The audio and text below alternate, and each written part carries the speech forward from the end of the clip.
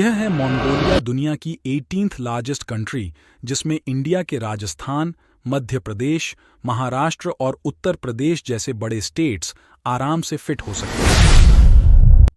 Mongolia की आबादी की बात करें तो मौजूदा समय में वहां 33 लाख लोग ही रह रहे हैं। देश की राजधानी और सबसे बड़ा शहर उलान बातर है, जहां देश की लगभग आधी से ज्यादा जनसंख्या रहती है।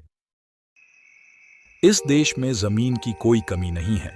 इस देश में 1.7 मिलियन किलोमीटर जमीन पड़ी हुई है, लेकिन इतने मैसिव लैंडमास होने के बावजूद 99.7% मंगोलिया पूरी तरह से वीरान पड़ा हुआ है।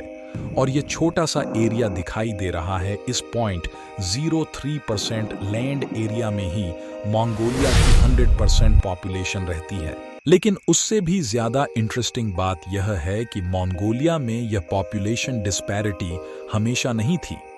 18th सेंचुरी में पॉपुलेशन 10 लाख हुआ करती थी, लेकिन सिर्फ एक जंग ने वहां की 80% पॉपुलेशन यानी 10 लाख लोगों में से 8 लाख लोगों का एक ही झटके में सफाया कर दिया।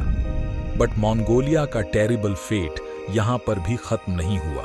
इसके बाद मंगोलिया में बुद्धिज्म ने जन्म लिया और बुद्धिज्म फैलने लगा, और इस एक धर्म की वजह से मंगोलिया की पॉपुलेशन एकदम से खत्म होने लग गई और कभी वहां से फिर बढ़ नहीं पाई। इसका पीछे पहला रीजन है मंगोलिया की यूनिक जियोग्राफी, जिसे हम बेसिकली 3 मेजर भागों में बांट सकते हैं। पहला है एल्टीट्यूड यानी कि ऊंचाई, दूसरा है सॉइल यानी मिट्टी, और तीसरा रेनफॉल। अब ध्यान से समझते हैं कैसे ये सारे फैक्टर्स की वजह से छोटे से 0.03 इलाके में ही पूरा मंगोलिया बसता है। पहला है हाई एल्टीट्यूड माउंटेन्स। मंगोलिया एक उच्च ऊंचाई वाला देश है, जिसकी औसत ऊंचाई लगभग 1580 मीटर है। देश की सबसे ऊंची छोटी खुइटेन पीक है, जो 4374 मीटर की ऊंचाई पर स्थित है। दूसरा है सॉइल। मंगोलिया की मिट्टी विविध है और इसमें मुख्य रूप से स्टेपी मिट्टी, रेगिस्तानी मिट्टी और अल्पाइन मिट्टी शामिल हैं। स्टेपी मिट्टी घास के मैदानों में पाई जाती है और खेती के लिए उपयुक्त होती है। रेगिस्तानी मिट्टी गोभी रेगिस्तान में पाई जाती है और इसमें पोषक तत्वों की कमी होती है। अल्पाइन मिट्टी ऊंचे पर्वतीय क्षेत्रों में पाई जाती है और इसमें जैविक सामग्री की मात्रा कम होती है। तीसरा, रेनफॉल। मंगोलिया में रेनफॉल की मात्रा काफी कम है। औसत वार्षिक वर्षा लगभग 200 से 350 मिलीमीटर के बीच होती है, और यहाँ की बारिश बाय द वे वैसी नहीं होती जैसे इंडिया में होती है। कंपेयर मत करना कि इंडिया का ड्राई स्टेट राजस्थान भी 500 से 1000 मिलीमीटर की बारिश देता है। इसीलिए मंगोलिया को जनरली ड्राई डेजर्ट भी कहा जाता है। मंगोलिया के एमिटी होने के पीछे जो दूसरा रीजन है वो यह भी है कि मंगोलिया में इन जनरल पॉपुलेशन ही काफी कम है। चलिए मंगोलिया के इतिहास जानेंगे कि आज मंगोलिया एम्प्टी कंट्री होने का रीजंस क्या हैं। 13th सेंचुरी का वह खूंखार लड़ाका जिसने अपने तलवार के दम पर रूस, पोलैंड और चीन सहित दुनिया के 22% हिस्से पर अपना कब्जा कर लिया था, उसका बस नाम सुनते ही दुश्मन बिना लड़े ही हार मान लिया करते थे। कहा जाता है कि वह जहां भी जाता था उस जगह को श्मशान बना दिया करता था। उसने अपने साम्राज्य इतने ताकतवर बना लिया था कि उसके मरने के कई सालों बाद भी उसके देश पर हमला करने की कोई सोच भी नहीं सकता था।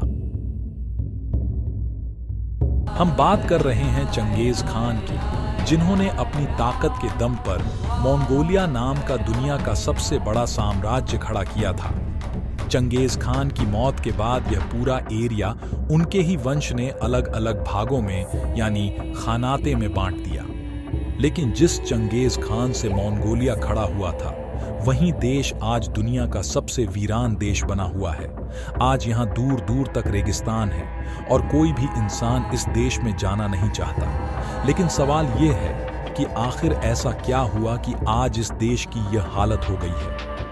अगर इस देश की बर्बादी के पीछे की वजहों में जाएं तो एक ऐसी घटना सामने आती है जिसमें मंगोलिया को लगभग समाप्त कर दिया था, और इस घटना का नाम है जुंगर जेनोसाइड, जिसमें को कुछ ही समय में मंगोलिया की लगभग 80% आबादी को मौत के घाट उतार दिया गया था।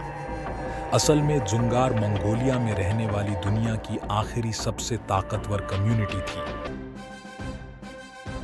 और इसी समय चिंग डायनेस्टी में इसी में अपना साम्राज्य बढ़ा रही थी।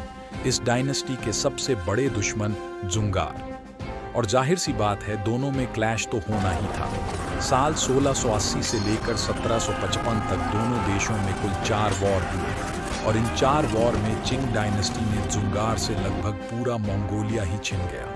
इस बीच साल 1755 में अमूरसाना नाम के एक जुंगार ने चिंग डायनेस्टी के खिलाफ विद्रोह कर दिया, जिसके बाद चिंग डायनेस्टी का नामो निशान तक मिटा दिया।